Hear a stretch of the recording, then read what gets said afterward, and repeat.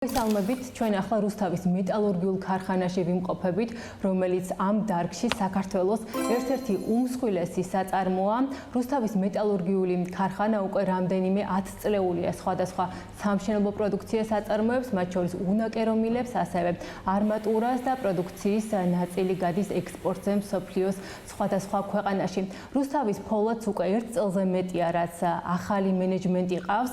ჩვენ ახლა სწორედ ქარხანაში მოვედით იმისთვის, რომ გავიცნოთ ახალი მენეჯმენტის კომპანიის ახალი გუნდის გეგმები და ხედვა, ასე რომ ვიწყებთ ინტერვიუს კომპანიის დირექტორთან იგორ კორიტკოსთან. მოგესალმებით ბატონო იგორ, მადლობა თქვენი დროისთვის და ამ შესაძლებლობისთვის. წელიწად ნახევარზე მეტია, რაც რუსთავის ფოლადს ახალი მენეჯმენტი ხელმძღვანელობს. რომ მოგვიყვეთ, რა არის თქვენი გუნდის სტრატეგია და როგორია კომპანიის ფინანსური მაჩვენებლები ამ დროისთვის? მოგესალმებით, დიახ, ჩვენ 2023 წლის ბოლოდან ვართ კომპანიაში დარწმუნებული ვარ, მაყურებლებმა იციან, რომ რუსთავის მეტალურგიული ქარხნის ძირითადი პროდუქტებია არმატურა, რომელიც მეტწილად ქართული ბაზრისთვის განკუთვნილი პროდუქტია და ასევე უნაკერო მილები. ისტორიულად ასე იყო 2023 წლამდე. ბოლო წლებში კომპანიის მთავარი აქცენტი ქართული ბაზრისთვის განკუთვნილ არმატურაზე კეთდებოდა. ჩვენ აქცენტი უნაკერო მილებზე გადავიტანეთ. რატომ? იმიტომ რომ გვჯერა, გვაქვს დიდი შესაძლებლობა გავზარდოთ მილების წარმოება და გაყიდვები, რადგან ეს პროდუქტი უფრო მაღალ დამატებულ ღირებულებას ქმნის. ჩვენ გვაქვს ცოდნა ამ ტიპის პროდუქტის დასამზადებლად. ის საკმაოდ პოპულარულია მსოფლიო ბაზარზე, ძირითადად ამერიკის შეერთებულ შტატებსა და ევროპაში. რაც შეეხება ფინანსურ მაჩვენებლებს, 2024 წელს ჩვენმა შემოსავალმა 290 მილიონი ლარი შეადგინა, რაც 20%-ით მეტია 2023 წელთან შედარებით. მთავარი წარმატება კი EBITDA მაჩვენებლის შემოbrunება იყო. 2023 წელს ის მინუსში იყო, 2024-ში კი პლუსში. ეს მაინც არ არის საკმარისი ჩვენთვის და გვჯერა რომ ამ კომპანიას აქვს უზარმაზარი შესაძლებლობა წარმოების გაზრდისა და ფინანსური მაჩვენებლების გაუმჯობესების თვალსაზრისით. თქვენ ნაწილობრივ უკვე უპასუხეთ ჩემს შემდეგ შეკითხვას. როგორ შეაფასებდით ამ წელიწად ნახევარს, რისი გაკეთება შეძლო ახალმა მენეჯმენტმა ამ პერიოდში? ორი სიტყვით შემიძლია შევაფასო ეს პერიოდი: რთული და საინტერესო. იმიტომ რომ უნაკერო მილების წარმოებაზე მეტი აქცენტის გაკეთება არც ისე ადვილია, ჩვენ უნდა შეგვეცვალა კულტურა, მთელი საწარმოო ჯაჭვი. საწარმოში ახალი სადნობის აამქრო. ფოლად სადნობი კომპლექსი 2022-23 წლებში აშენდა. ის უკვე აქ იყო, მაგრამ სათანადოდ არ მუშაობდა, რადგან მილებისთვის გვჭირდებოდა უკეთესი ხარისხი, ნაკლები დანახარჯი. უნდა გავამახვილოთ ყურადღება მილებისთვის შესაფერისი ფოლადის წარმოებაზე. ამის შესვლა იყო საჭირო და გასულ წელს ჩვენ ეს მოვახერხეთ. თუ მილებზე ვისაუბრებთ 2023 წელს, ჩვენ თვეში 1000 ტონაზე ნაკლებს ვაწარმოებდით, რაც ნიშნავს, რომ წელიწადში 10000 ტონა ვაწარმოებთ, ხოლო 2024 წელს 30000 ტონამდე გავზარდეთ, რაც ნიშნავს, რომ მილების წარმოება გასამაგდა. ეს უდიდესი წარმატებაა. ჩვენ კვლავ ვაგრძელებთ სვლას მილების წარმოების და გაყიდვების ზრდისკენ. როგორია თქვენი ამჟამინდელი წილი ადგილობრივ ბაზარზე? ამ შემთხვევაში არმატურას გულისხმობ, რადგან როგორც ვიცით, ეს პროდუქცია სრულად ადგილობრივი ბაზრისთვისაა განკუთვნილი. ისტორიულად ჩვენი წილი არმატურის ადგილობრივ ბაზარზე დაახლოებით 25% იყო. 30% სხვა ქართველი წარმოებლებისთვის და დაახლოებით ნახევარი იმპორტირებულ პროდუქციაზე მოდიოდა. ანუ 50%-მდე, როგორც ვთქვი, ჩვენ ამჟამად უნაკერო მილების წარმოებაზე ვართ ფოკუსირებული და არმატურა ჩვენთვის არც ისე საინტერესოა. ამიტომ, როდესაც გავზარდეთ მილების წარმოება, ზოგჯერ ვამცირებდით არმატურის წარმოებას. ახლა კომპანიის წილი ბაზარზე 20%-ზე ნაკლებია, მაგრამ ეს ჩვენთვის აბსოლუტურად კომფორტულია, რადგან მარჟა ტონა მილზე სამჯერ აღემატება მარჟას ტონა არმატურაზე. როგორც აღნიშნეთ, ჩვენ ფოკუსირებული ვართ მილებზე, რაც ნიშნავს, რომ ვამცირებთ არმატურის წარმოებას. შემიძლია ვთქვა, რომ ეს ბაზარი, ეს პროდუქტი ჩვენთვის არც ისე საინტერესოა და ახლა განვიხილავთ კიდეც, რომ შესაძლოა ეს ბიზნესი გავყიდოთ. არმატურის ბიზნესის გაყიდვას გულისხმობთ, რატომ გადაწყვეტეთ ამ მიმართულების გაყიდვა და უნაკერო მილების წარმოებაზე გადართვა? დიახ, არმატურას გულისხმობ. არმატურა ძალიან მარტივი პროდუქტია. ეს არ არის მაღალი დამატებითი ღირებულების მქონე პროდუქცია. არმატურის წარმოება ფოლადის მწარმოებლისთვის ყველაზე მარტივი პროდუქციაა. თქვენ უბრალოდ ადნობთ ფოლადს, ამზადებთ არმატურას და სულ ესაა. შემდეგ აგზავნით მომხმარებელთან. ეს არის ძალიან მაღალ კონკურენტული და თან მერყევი ბაზარი. ის დამოკიდებულია მშენებლობის სექტორში არსებულ სიტუაციაზე. დღეს შეიძლება მიიღოთ მარჟა $100 ტონაზე, ხვალ ის იქნება 0, ზეკ $30. თუმცა მეორეს მხრივ უნაკერო მილების წარმოება მოითხოვს ცოდნას, მაღალკვალიფიციურ კადრებს. ეს არის ძალიან ინტენსიური წარმოება და უფრო სტაბილური, რადგან ბაზარი არც ისე მერყეობს. ამ შემთხვევაში არა ადგილობრივ ბაზარზე, არამედ მსოფლიო ბაზარზე ხარ დამოკიდებული. ჩვენი წილი გლობალურ ბაზარზე შედარებით მცირეა და ამიტომ რაიმე საფრთხეს ვერ ვხედავთ, რადგან ჩვენი პროდუქტისთვის ყოველთვის არის ადგილი. ჩვენ შეგვიძლია მივიღოთ 3-ჯერ მეტი შემოსავალი ტონაზე. ამიტომ ეს არის ჩვენი აქცენტი. შეგიძლიათ გვითხრათ, ვის მოიაზრებთ თქვენი არმატურის ბიზნესის პოტენციურ მყიდველად? არის თუ არა ის ადგილობრივი ბაზრის რომელიმე მსხვილი მოთამაშე? ამ ეტაპზე მხოლოდ ის შემიძლია ვთქვა, რომ განვიხილავთ არმატურის ბიზნესის გაყიდვას. ჩვენ საწარმოში ძირითადად 3 მთავარი საამქრო გვაქვს: ფოლადსადნობის საამქრო, რომელიც არმატურას აწარმოებს და მილების მწარმოებელი საამქრო. შესაბამისად, შეგვიძლია მარტივად გამოვყოთ არმატურის საამქრო. ყველა ეს პროცესი დაკავშირებულია ინფორმაციის გაუმჟღავნებლობის შეთანხმებებთან, ამიტომ ვერ ვიტყვი ვისზე განვიხილავთ გაყიდვას, მაგრამ შემიძლია ვთქვა, რომ მსგავსი განხილვა გვაქვს. უფრო კონკრეტულად, რას უკავშირდება თქვენი ეს გადაწყვეტილება? ახსენეთ, რომ არმატურის ბაზარზე კონკურენცია ძალიან მაღალია. ვეღარ უწევთ ადგილობრივ მოთამაშეებს კონკურენციას? საქართველოს ფოლადის ინდუსტრიას აქვს რამდენიმე პრობლემა. მთავარი პრობლემა ნედლეულის ნაკლებობაა. უცხოეთიდან ნედლეულის იმპორტი საკმაოდ ძვირია, ამიტომ საქართველოში არსებული ყველა ფოლადის ქარხანა ადგილობრივ ნედლეულს ვიყენებთ. მისი რაოდენობა კი, როგორც აღნიშნე, ლიმიტირებულია. ამ ნედლეულისგან შეგვიძლია ვაწარმოოთ მილები ან არმატურა. როგორც აღნიშნე, მილების წარმოება უფრო მომგებიანია. ამიტომ მასზე გვაქვს აქცენტი. ეს ძალიან მარტივია. ისევ არმატურის მიმართულებით რომ გავაგრძელოთ, საქართველოში მიმდინარე წელს 8 თვის განმავლობაში არმატურის იმპორტზე გადასახადი იყო დაწესებული. რა შედეგი ჰქონდა ამ რეგულაციას ადგილობრივ ბაზარზე და თქვენს კომპანიაზე? მოდი ამას არა გადასახადი, არამედ სპეციალური ზომები დავარქვათ, რადგან ეს სპეციალური ზომები აბსოლუტურად სწორი გადაწყვეტილება საქართველოს მთავრობის მხრიდან, რადგან ჩვენ სამართლიანი კონკურენციის მომხრენი ვართ. სამართლიანი კონკურენცია კი ნიშნავს, რომ ყველა მწარმოებელი ღია ბაზარზე ოპერირებს და მეტნაკლებად ერთსა და იმავე პირობებშია. როგორც იცით, საქართველო ღია საბაზრო ეკონომიკის მქონე ქვეყანაა. ჩვენ შეგვიძლია გაუწიოთ კონკურენცია მწარმოებლებს იმავე გარემოდან, იმავე ღია საბაზრო გარემოდან. ხოლო ეს სპეციალური ზონები მიმართულია იმ მწარმოებლების წინააღმდეგ, რომლებიც არასაბაზრო პირობებში ოპერირებენ. ამიტომ საქართველოს მთავრობამ სამართლიანი გარემო შექმნა კონკურენციისთვის. თუ მკითხავთ, შემცირდა თუ არა მნიშვნელოვნად არმატურის იმპორტი? არა, არ შემცირებულა. კვლავ ბევრი იმპორტირებული არმატურაა საქართველოს ბაზარზე. ჩვენ კონკურენციას ვუწევთ თურქ მწარმოებლებს. თურქეთი ერთ-ერთი ცნობილი ფოლადის მწარმოებელი ქვეყანაა მსოფლიოში. ახლა ბევრი მწარმოებელია თურქეთიდან საქართველოს ბაზარზე. ეს ზომები არის იმის უზრუნველსაყოფად, რომ ყველა ქართველი მწარმოებელი სამართლიან კონკურენციაში იყოს სხვა მწარმოებლებთან. ეს არის მთავარი აზრი. ამ ზომების გარეშე ქართველი მწარმოებლებისთვის ძნელი იქნებოდა გადარჩენა. ამიტომ მე ამ ზომების მომხრე ვარ და ვფიქრობ, რომ საქართველოს მთავრობამ მიიღო ძალიან სწორი გადაწყვეტილება ძალიან სწორ დროს. საინტერესოა, მზარდია თუ არა არმატურის მიმართულებით თქვენი კომპანიის გაყიდვები ადგილობრივ ბაზარზე, თუნდაც ამ სპეციალური ზომების გათვალისწინებით. ამ ზომების შემდეგ ჩვენი გაყიდვები ოდნავ გავზარდეთ. შემიძლია ვთქვა, რომ ამ ზომების გარეშე წარმოება უბრალოდ რთული იყო, მაგრამ სტრატეგიულად ამას ჩვენთვის სურათი არ შეუცვლია, რადგან უნაკერო მილების წარმოება კვლავ უფრო მიმზიდველია.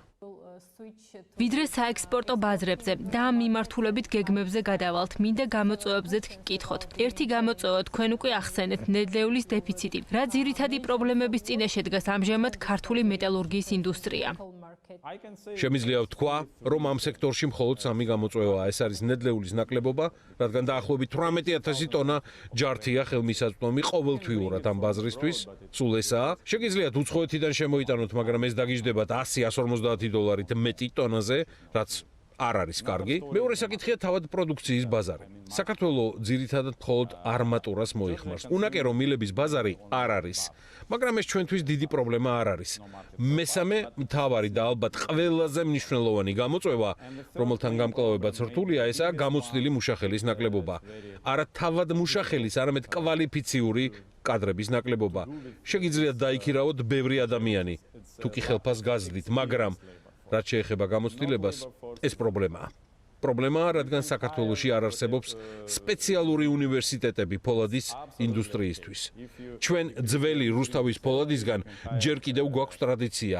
ადამიანები, რომლებიც მუშაობდნენ რუსთავის ფოლადში 70-იან, 80-იანი წლებიდან მოყოლებული გასული საუკუნისა, ისინი გამოცდილები არიან, კვალიფიციურები, მაგრამ მათი ასაკი.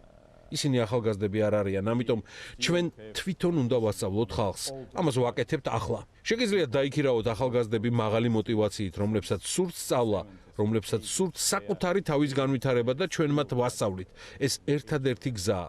ჩვენ ასევე მოწვეული გვყავს ექსპერტები უცხოეთიდან, რომ ვასწავლოთ ახალგაზრდა ქართველ კადრებს. ჩვენს კომპანიაში საშუალო ხელფასი 2025 წელს 20%-ით გაიზარდა, თუმცა როგორც ვთქვი, ფოლადის ინდუსტრიაში გამოცდილი კადრების ნაკლებობა, ამიტომ ახლა ჩვენს ქარხანაში დაახლოებით 40 ადამიანი მუშაობს სხვადასხვა ქვეყნებიდან, მათ შორის უკრაინიდან, ყაზახეთი, ინდოეთიდან, შვეიცარია, ესპანეთი, ისრაელი, რუსეთიდან. ჩვენ ასევე ვიწვევთ კონსულტანტებს, ისინი მუშაობენ ნაწილობრივ, დრო და დრო. თავარი მიზანია ვასწავლოთ ახალგაზრდა მოტივირებულ ქართველებს, მივცეთ მათ ცოდნა, განვავითაროთ ისინი. ჩემი შემდეგი კითხვაც კადრების საკითხს ეხება. ჩვენ ვიცით, რომ ამ ტიპის მსხვილ წარმოებაში თანამშრომელთა გაფიცვები ხშირია. თქვენს შემთხვევაში ეს მიმდინარე წლის მარტში ხდებოდა. როგორ ახერხებს თქვენი მენეჯმენტი ამ ტიპის პრობლემების მოგვარებას? პირველ რიგში უნდა ვთქვა, რომ გაფიცვა სამართლებრივი პროცესია. სამწუხაროდ ჩვენ არ გქონია გაფიცვა, რადგან ეს არ იყო სამართლებრივი პროცესი. ხალხმა უბრალოდ შეწყვიტა მუშაობა და ჩვენთან საუბარი დაიწყო. პრობლემა იყო ის, რომ ჩვენ მუდმივად ვცვლით ყველაფერს ქარხანაში. 2023 წელს ჩვენ ვერც კი ვაწარმოებდით მრგვალ ნამზადს მილებისთვის. გქონდა აღჭურვილობა, ყავდა ხალხი, მაგრამ ვერ ვაწარმოებდით, რადგან იყო გამოცდილების და ცოდნის ნაკლებობა. შესაბამისად, ჩვენ ვცდილობთ შევცვალოთ ტექნოლოგია, წარმოების პროცესი, ის თუ როგორ მუშაობენ ადამიანები. თუმცა, ყველა არ ეთანხმება ამას. მაშინაც კი, თუ კი ეს პროცესი ხელფასების ზრდასთან არის დაკავშირებული. ჩვენ გავზარდეთ ხელფასები, მაგრამ თქვენ იცით, რომ ადამიანებისთვის ყოველთვის რთულია რაღაცის შეცვლა. ზოგჯერ ადამიანები ცდილობენ შეინარჩუნონ თავიანთი ცხოვრება ისე, როგორც წინა პერიოდებში იყო. ეს იყო მთავარი მიზეზი ამ კომუნიკაციის. ჩვენ მათ ეს ავუხსენით და მივახციეთ შეთანხმებას. მუდმივად ვზრდით ხელფასს, ვაკეთებთ სპეციალურ მოტივაციას, როდესაც კონკრეტული პირის ხელფასი დამოკიდებულია მისი მუშაობის შედეგებზე. შევცვალეთ სამუშაო პროცესი. შემიძლია ვთქვა, რომ ზოგი თანამშრომელი დაეთანხმა ამას. ზოგმა დატოვა კომპანია. ეს ნორმალური პროცესია. ზოგიერთ დანადგარზე ჩვენ თავად შევცვალეთ კადრები. ახლა ამ მძიმე პერიოდის შემდეგ ჩვენ გვყავს ხალხი, ვინც მზად არის ცვლილებებისთვის, ვინც მზად არის შეცვალოს ტექნოლოგია, შეცვალოს საკუთარი თავი. ვისაც ესმის, რომ მათი ხელფასი დამოკიდებულია შედეგებზე. შემიძლია ვთქვა, 99% დარწმუნებული ვარ, რომ ეს აღარასდროს განმეორდება. შეგიძლიათ თქვათ, რამდენმა ადამიანმა დატოვა კომპანია გაფიცვის შემდეგ და რამდენი დარჩა. ასევე თქვენ ახსენეთ, რომ ხელფასები გაზარდეთ. ჩვენს კომპანიაში ხელფასები 2025 წელს 20%-ით გაიზარდა. რაც შეეხება იმ ადამიანებს, ვინც ამ ვითარებაში კომპანია დატოვა, დაახლოებით 30-ია მათი რაოდენობა. ჩვენ 1400-ზე მეტი თანამშრომელი გვყავს. მე ვესაუბრები მათ დრო და დრო. თუ ელაპარაკებით ხალხს, 95%-ს ესმის ყველაფერი. 95% მზად არის იმუშაოს. თუმცა, ასევე, როგორც წესი, არსებობს ადამიანების მცირე ჯგუფი, ვინც ყველაფრის წინააღმდეგია. შესაბამისად, მათ დატოვეს კომპანია. რეგულაციებზეც რომ ვისაუბროთ, ბოლო წლების განმავლობაში საქართველოში გარემოს დაცვითი მიმართულებით არაერთი რეგულაცია შემოვიდა. რამდენად ზრდის ეს რეგულაციები ხარჯებს და როგორ ერგება კომპანია ამ მოთხოვნებს? ზოგადად შემიძლია ვთქვა, რომ ჩვენ ამ ზომების მომხრე ვართ, რადგან პასუხისგებლიანი კომპანია ვართ. მიმაჩნია, რომ ისეთი ინდუსტრიაც კი როგორც ფოლადის მრეწველობა, სუფთად უნდა მუშაობდეს, რადგან ყველა, ვინც რუსთავის ფოლადში მუშაობს, რუსთავში ცხოვრობს. მათი ოჯახები და შვილებიც რუსთავში ცხოვრობენ. ჩვენი მიზანია წარმოება იყოს სუფთა და უსაფრთხო ყველასთვის. ამიტომ ჩვენ 100%-ით ვუჭერთ მხარს ამ ზომებს. ვიყენებთ ყველა საჭირო აღჭურვილობა. შემიძლია ვთქვა, რომ წარმოების ღირებულება მნიშვნელოვნად არ გაზრდილა. ეს არ არის დიდი პრობლემა, რადგან თუ კი ხარისხზე მუშაობ, შეგიძლია ფასი 10, 15 ან 20 დოლარით გაზარდო. გარემოს დაცვითი საკითხების ღირებულება კი 3, 5 ან 10 დოლარია. კონცენტრაცია უნდა მოახდინო შენს პროდუქტზე, მის ხარისხზე და არა გარემოს დაცვით ზომებზე, კამათზე. ამიტომ ჩვენ 100%-ით ვართ მომხრე, ვნერგავთ ყველაფერს, რაც გვჭირდება და რასაც მთავრობა მოითხოვს. ეს აბსოლუტურად ნორმალური პროცესია. თქვენ ახსენეთ, რომ მეტალურგიის დარგისთვის ერთ-ერთი მთავარი გამოწვევა მცირე ბაზარია. როგორია ამ სექტორის განვითარების პერსპექტივები საქართველოში, მცირე ეკონომიკის მქონე ქვეყანაში? ფიქრობ, ყოველთვის იქნებიან კომპანიები, რომლებიც იმუშავებენ არმატურის ბაზარზე, რადგან არმატურა კლავ საჭიროა საქართველოში და ვიღაც აწარმოებს მას, მაგრამ როგორც ვთქვი, ეს ჩვენთვის საინტერესო არ არის, რადგან ჩვენს კომპანიას გვაქვს სხვა ცოდნა, მილების წარმოების ცოდნა და შესაბამისი აღჭურვილობაც. ჩვენ გაგვიმართლა.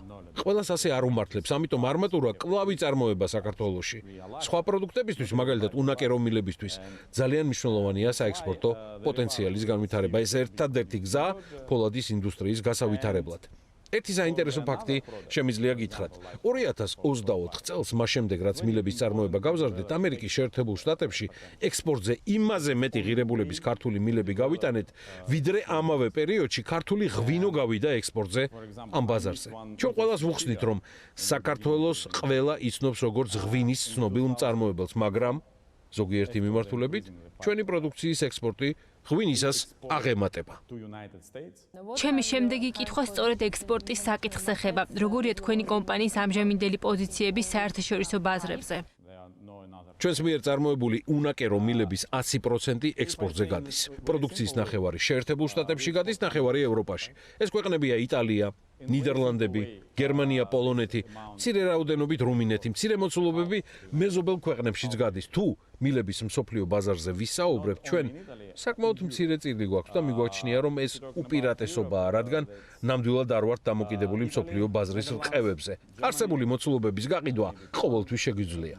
რატომ შეერთებული შტატები? იმიტომ რომ შეერთებულ შტატებში ნავთობისა და გაზის მილების პირველი ბაზარია. შეერთებული შტატები საკმარისზე მეტი სივრცეა. შტატებს წლიურად 1 მილიონ ტონაზე მეტი მილების იმპორტი აქვს. სწორედ ამიტომ ეს ჩვენი მთავარი ფოკუსია. რატომ ევროპა? იმიტომ რომ ევროპა ჩვენთან ახლოსაა და ეს არის ძალიან დიდი ბაზარი მექანიკური მილების თვალსაზრისითაც. ორივე ეს ბაზარი მზად არის იყიდოს ჩვენი პროდუქცია. ისინი ითხოვენ ხარისხს, სერვისს, მიწოდების დროს და მზად არიან გადაიხადონ. ეს კარგი შანსია გავზარდოთ ჩვენი წილი საექსპორტო ბაზარზე. თქვენ აღნიშნეთ, რომ საქართველო პატარა ქვეყანაა და ჩვენი წარმოება არც ისე დიდია. თუმცა რამდენად სტაბილურია ამ პროდუქციაზე მოთხოვნა და ფასები საექსპორტო ბაზრებზე. როგორც ვიცით, ამჟამად ფოლოდის გლობალურ ბაზრებზე მერყევი ვითარებაა და მეტალურგიის დარგის წარმომადგენლების ნაწილი ფასების ვარდნას და მოთხოვნის სიმცირეს უჩივის. თუ ფოლადის მსოფლიო ბაზარზე ვსაუბრობ, სხვადასხვა პროდუქტზე უნდა ვილაპარაკოთ. არსებობს საბირჟო პროდუქტები, როგორიც არის კვადრატული ნამზადი, არმატურა, ხვეულები. ამ ტიპის პროდუქტები იწარმოება ყველა ქვეყანაში. უამრავი მწარმოებელია და ისინი თითქმის ერთნაირია. ვერ გაარჩევ, სად იწარმოა ეს არმატურა.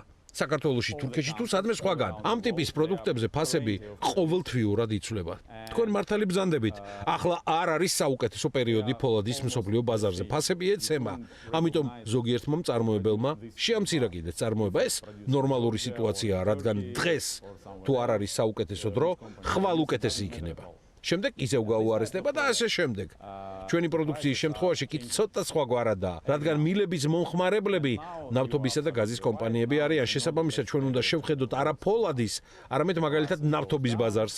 ეს ბაზარი კი ყოველთვის უფრო სტაბილურია წარმოების ნავთობის რაოდენობის თვალსაზრისით და უფრო მაღალ დამატებით ღირებულებას ქმნის. მაგალითად, დღეს საქართველოში არმატურის ფასი დაახლოებით $550 ტონაზე ქარხანაში DGG-ს გარეშე, ხოლო მილის ნორმალური ფასი დაახლოებით $1000 ტონაზე. ეს უზარმაზარი სხვაობებია. დასასრულისკენ რომ წავიდეთ, როგორია თქვენი სამომავლო გეგმები პროდუქციის წარმოდობის გაზრდის და საექსპორტო ბაზრების განვითარების მიმართულებით? როგორც აღნიშნე, მთავარი აქცენტი მილების წარმოების ზრდაზე გვაქვს და 2024 წელს წარმატება 30000 ტონამდე გავზარდეთ წელს, ცოტა მეც ვაწარმოებთ. ჩვენი შემდეგი გეგმაა წელიწადში 60000 ტონა, რის მიღწევასაც 1-2 წელიწადში ვგეგმავთ. ახლა ჩვენ საწარმოო პრობლემების წინაშე ვდგავართ, რადგან ჩვენი ძირითადი აღჭურვილობა საკმაოდ ძველია, გულისხმობ დანადგარებს, რომელიც მილებს აწარმოებს. პირველი ნაბიჯები იყო დიდი ინვესტიციების გარეშე, ან მცირე ინვესტიციებით და ამ მაჩვენებლებს მივახციეთ. შემდეგი ნაბიჯები მოითხოვს მცირე ინვესტიციებს, რის განხორციელებასაც ახლა ვიწყებთ. დარწმუნებული ვარ, 2027 წლისთვის კვლავ გავაორმაგებთ ჩვენს წარმოებას და მივახცევთ 60000 ტონას. შემდეგ დაგჭირდება ცოტა მეტი ინვესტიცია. უკვე ვამუშავებთ ამ გეგმებს და 2028-29 წლებში მზად ვიქნებით მივახციოთ 120000 ტონას წელიწადში. აი ეს არის მთავარი მიზანი. მომდევნო 1-2 წლის განმავლობაში დაახლოებით 5-10 მილიონი დოლარის ინვესტირებას ვგეგმავთ.